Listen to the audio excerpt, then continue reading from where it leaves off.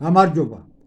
Ამ ვიდეოში აგიხსნით მთელს პროცესს თუ როგორ გავშიფრეთ სვეტიცხოვლის წრიული ფრესკა. შეგახსენებთ, რომ ვართ მართლმადიდებლები და ჩვენთვის საინტერესო იყო თუ რა ინფორმაცია იყო დატანილი ამ ფრესკაზე. დავიწყოთ დიდი წრით, ანუ აი ამ გარეთა წრით. ანუ თანავარსკვლავედების განხილვით. ზე ამ წრეში მდებარეობს ვერძისა და თევზების თანავარსკვლავედებს შორის. აი შემთხვევითია მისი ასეთი მდებარეობა? არა, ჩვენი აზრით წრიულ ფრესკაზე გამოსახულ ამ თანავარსკვლავედთა რიგითობას და მასთან მიმართებით მზის მდებარეობას თავისი დატვირთვა გააჩნია.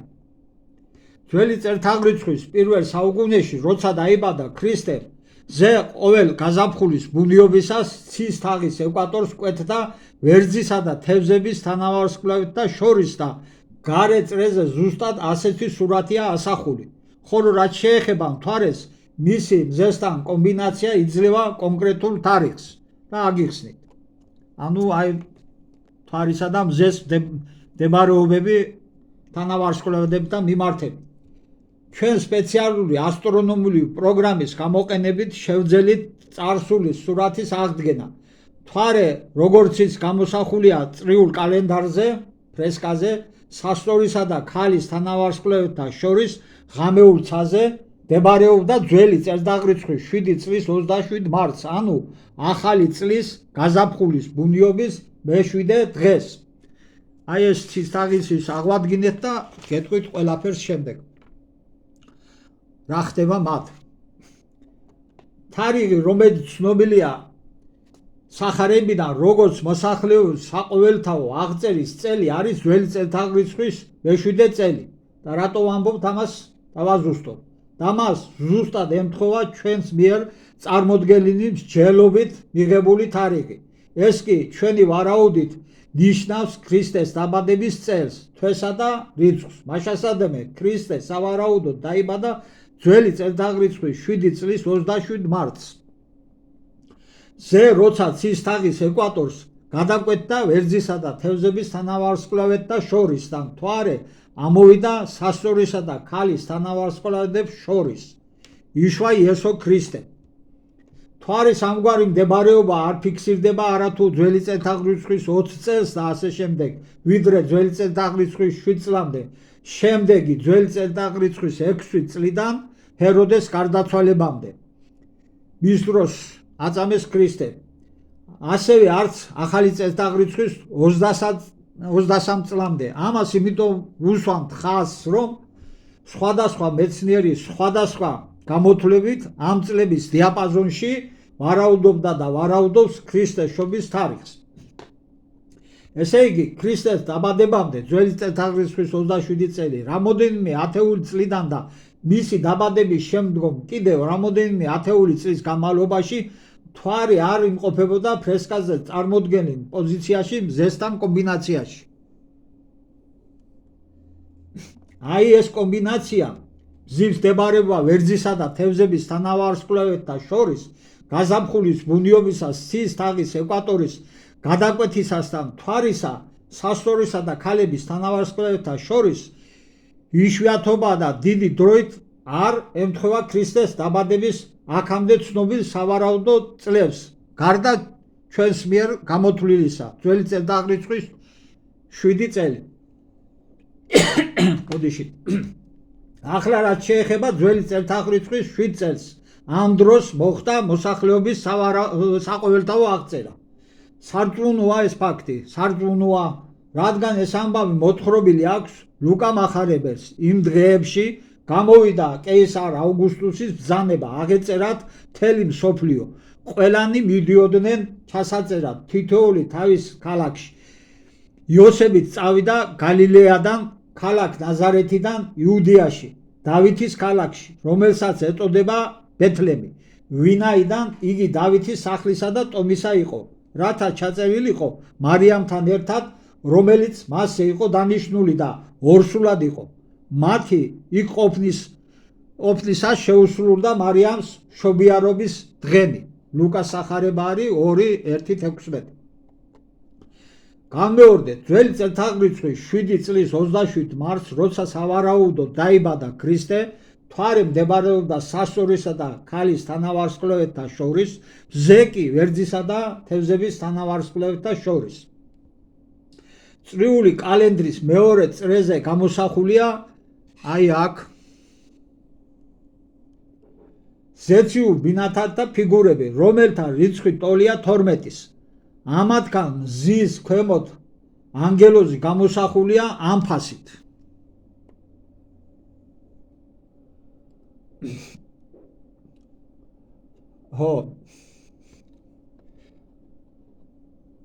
დანარჩენი კი გვერდითი ხედით, ანუ გვერდხედით. მაშასადამე ის უნდა აღნიშნავდეს ახალი წლის პირველ თვეს, ანუ იანვარს. თუმცა მანამდე არსებული წელთაღრიცხვით ეს იყო მარტი, ბუნიობა. გაზაფხულის. ებრაელები ნისანის თვით იწყებდნენ რელიგიურ კალენდარს და ის ემთხვეოდა გაზაფხულის ბუნიობას იულიუსის კალენდრის მარტის ბოლოს 21 რიცხვს. ჩვენ ზემოთ ვივარაუდეთ, რომ ქრისტე დაიბადა ძველი წელთაღრიცხვის 7 წლის 27 მარტს, ანუ გაზაფხულის ბუნიობისას, რომელიც ახალი წლის დადგომაც იყო და მე-7 დღეს, ესე იგი. ნისანის მე-14 დღე იულიუსის კალენდრით 5 აპრილია. თუ 21 მარტიდან გადავთვლით 14 დღეს, მაშინ 5 აპრილს ყოფილა ნისანის მე-14 დღე. ხოლო ქრისტემ მკვდრედით 7 აპრილს აღმსდგარა, ანუ აღსდგა. ესე იგი, მაცხოვარი იულიუსის კალენდრით დაბადებულა ძველი წელთაღრიცხვის 7 წლის 27 მარტს, ჯვარსაცვეს 5 აპრილს და მკვდრედით აღსდგა 7 აპრილს. ამასთან ვიცით, რომ იგი 33 წლის ასაკში აღესრულა, ანუ ახალი წელთაღრიცხვის 27 წელს. ესე იგი, ჩვენი ვარაუდით იესო ქრისტე დაბადებულა ძველი წელთაღრიცხვის 7 წლის 27 მარტს, გარდაცვლილა ახალი წელთაღრიცხვის 27 წლის 5 აპრილს და მკვდრედით აღმდგარა ახალი წელთაღრიცხვის 27 წლის 7 აპრილს.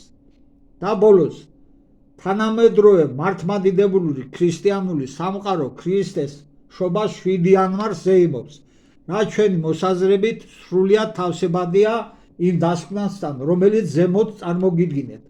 გრიგოლიანული კალენდრით მაცხოვარი დაიბადა ახალი წლის პირველი დღის, ანუ 1 იანვრის მე-7 დღეს, 7 იანვარს, ხოლო ფრესკის მონაცემით კი გაზაფხულის ბუნიობის მე-7 დღეს, რაც ასევე ახალი წლის მე-7 დღე იყო. იმის გამო, რომ ახალი წლის აღნიშვნა ქრისტეს გარდაცვალების შემდეგ მთელ სამყაროში 1 იანვარს დაიწყეს, გაზაფხულის ბუნიობის ახალი წელი გაუქმდა, მაგრამ ეს პროცესი ზუსტად აისახა ქრისტეს დაბადების გრიგოლიანულ კალენდარში. გამეორდეთ, ესე იგი, რადგან ქრისტე დაბადებული იყო იულიუსის კალენდრით ახალი წლის, ანუ 21 მარტის მე-7 დღეს, ანუ 27 მარტს, ამ კალენდრის შეცვლის შემდეგ ქრისტეს დაბადების დღე მიუსადაგეს თანამედროვე კალენდრის ახალი წლის, ანუ 1 იანვრის მე-7 დღეს, ესე იგი 7 იანვარს. და ბოლოს დააკვირდით ქრისტე დაბადების ეპოქას, ჩვენს მიერ ადგენილ ცის თაღის რუკას.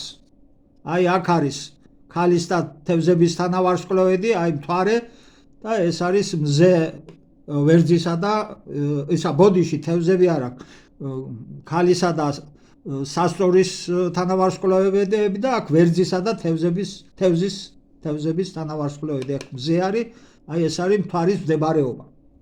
დავაკვირდეთ კარგად.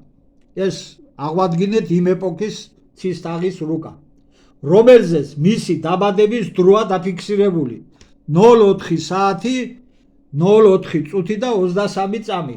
როგორც ცნობილია, ქრისტე სწორედ განთიადისას დაიბადა. ამასთან ამ ყველაფერში ერთი საინტერესო დეტალიც არის. ქრისტე დაიბადა ძველი წელთაღრიცხვის 7 წლის 27 მარტს და აღსდგა ახალი წელთაღრიცხვის 27 წლის 7 აპრილს. 7 და 27 რიცხვების კომბინაცია არის. ამით დავასრულოთ. თხოვთ გამოიწეროთ ჩვენი არხი და უყუროთ ჩვენს ვიდეოებს. ჩვენ კიდევ შემდგომ და შემდგომ უფრო საინტერესო მასალებს დავდებთ და ეს იქნება როგორც საქართველოს ისტორიის შესახებ, ასევე ჩვენს მიერ გაშიფრული ტექსტების შესახებ. დიდი მადლობა.